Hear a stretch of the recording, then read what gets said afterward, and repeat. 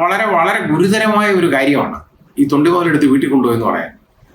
അത് വെക്കേണ്ട സ്ഥലമുണ്ട്, അവിടെ വെക്കാൻ പാടുള്ളൂ, അല്ലാതെ എടുത്ത് വീട്ടിൽ കൊണ്ടുപോകാനുള്ളതല്ല. എനിക്കറിയാതെന്ന് അറിഞ്ഞ ഇന്നുവരെ ഒരു തൊണ്ടി മുതൽ ഞാൻ ഒരുപാട് ഇത്രയും വർഷം ജഡ്ജിയായിട്ടിരുന്ന ആളാണ്. ഏതാണ്ട് 500 പരം കൊലക്കേസുകൾ എൻ്റെ മുമ്പ് നടന്നിട്ടുണ്ട്. ധാരാളം ബലാത്സംഗ കേസുകൾ നടന്നിട്ടുണ്ട്, പോക്സോ കേസുകൾ നടന്നിട്ടുണ്ട്. ഇതിൻ്റെ ഒന്നും തൊണ്ടി മുതലുകളൊന്നും ഞാൻ ഇന്നുവരെ വീട്ടിൽ കൊണ്ടുവന്നിട്ടില്ല. മാത്രമല്ല ഞാനത് കൈകൊണ്ട് തൊട്ടിട്ടില്ല എന്നുള്ളതാണ് സത്യം. അതിൻ്റെ ക്ലാർക്ക് ഡീൽ ചെയ്യും, സമയമാകുമ്പോൾ അത് കോടതിയിലെടുത്ത് വെക്കും, കൊണ്ടുവരും. ഇത് പിന്നെ എപ്പോഴാണ് എടുക്കേണ്ടതെന്ന് ചോദിച്ചു കഴിഞ്ഞാൽ, അതായത് ഇതെങ്ങനെയാണ് എടുക്കേണ്ടതെന്ന് ചോദിച്ചു കഴിഞ്ഞാൽ, ഇത് യഥാർത്ഥത്തിൽ ഓപ്പൺ കോടതിയിൽ, അതായത് ട്രയലിൽ വിചാരണ വേളയിൽ ഓപ്പൺ കോടതിയിൽ ഇത് പ്ലേ ചെയ്ത് പ്രതിഭാഗത്തിനെ കാണിക്കണം. അതുപോലെ ഈ സാക്ഷിയുണ്ടെങ്കിൽ ഏത് സാക്ഷിയാണെന്ന് വെച്ചാൽ സാക്ഷി കോടതിയും കാണുക. ഇതാ വേണ്ടത്. കാരണം പ്രതികൾക്ക് ഇതിനെക്കുറിച്ചൊരു അവബോധം വന്നിട്ട് ഇതിനെക്കുറിച്ചുള്ള മറുപടി പറയാനുള്ള ഒരു അവസരം, അതാണ് ഈ തെളിവിൽ വേണ്ടത്.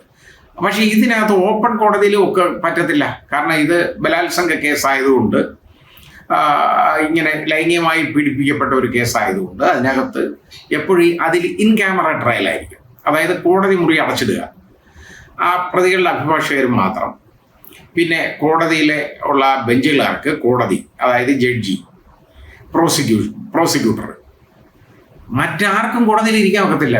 പിന്നെ സാക്ഷി, ഏത് സാക്ഷിയാണെന്ന് പറഞ്ഞാൽ സാക്ഷി, അതേ ഉള്ളൂ.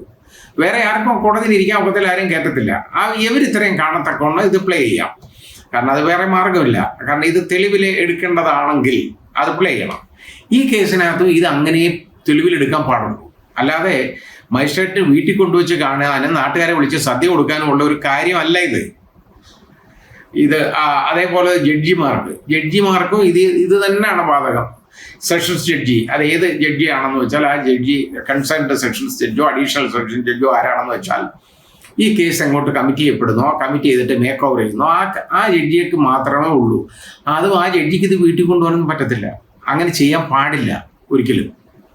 അപ്പോൾ ജഡ്ജിമെൻ്റ് എഴുതാനായിട്ട് ഞാൻ കൊണ്ടുപോയെന്ന് പറയാം. അത് തൊണ്ടി മുതലൊന്നും ജഡ്ജിമെൻ്റ് എഴുതാനൊന്നും ആവശ്യമില്ല ഒരിക്കലും. ഇനി തൊണ്ടി മുതലല്ല റെക്കോർഡാണെങ്കിൽ, അത് ഏതാണ് അതിൻ്റെ റെക്കോർഡ്, ആ റെക്കോർഡെന്ന് പറയുന്ന സാധനം അത് റെക്കോർഡായി മാറിക്കഴിഞ്ഞാൽ അത് ഉപയോഗിക്കാം.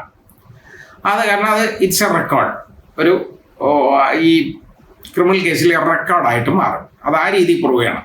തൊണ്ടി മുതലും റെക്കോർഡും തമ്മിൽ വലിയ വ്യത്യാസമുണ്ട്. കാരണം പ്രോപ്പർട്ടി എന്ന് പറയുന്നത് മാർക്ക് ചെയ്യാൻ ആ പ്രോപ്പർട്ടി അത് റെക്കോർഡ് ചെയ്തോനോ അല്ലെങ്കിൽ ഇലക്ട്രോണിക് എവിഡൻസ് ആയിട്ടോ ഒന്നും അതിൻ്റെ ഒന്നും ഉപയോഗം ആവശ്യമില്ല. നേരെ മറിച്ച് ഇങ്ങനെ ഒരു ഫിസിക്കൽ ഓബ്ജക്റ്റ് മാത്രം ഉണ്ടെങ്കിൽ അത് മെറ്റീരിയൽ ഓബ്ജക്റ്റാണ്, MO എന്ന് പറയും. മറ്റേത് റെക്കോർഡ് എന്ന് പറഞ്ഞാൽ എക്സിബിറ്റ് എന്ന് പറയും. എക്സിബിറ്റ് P സീരീസിൽ വരുന്ന ഏതെങ്കിലും. അപ്പോൾ ആ രീതിയിൽ എക്സിബിറ്റ് അല്ല MO ആണെന്നുണ്ടെങ്കിൽ ഒരു കാരണവശാലും എടുത്തുകൊണ്ട് പോകത്തില്ല. ഇനി എക്സിബിറ്റ് ആയാൽ പോലും റെക്കോർഡുകളൊന്നും വീട്ടിൽ കൊണ്ടുപോകുന്നത് ശരിയല്ല, ഒരിക്കലും ചെയ്യാൻ പാടില്ല. അപ്പോൾ കാരണം പ്രത്യേകിച്ച് സേഫ് കസ്റ്റഡിയിലുള്ള സാധനമാണെങ്കിൽ ഒരു കാരണവശാലും എടുത്തുകൊണ്ട് പോകാൻ പറ്റത്തില്ല.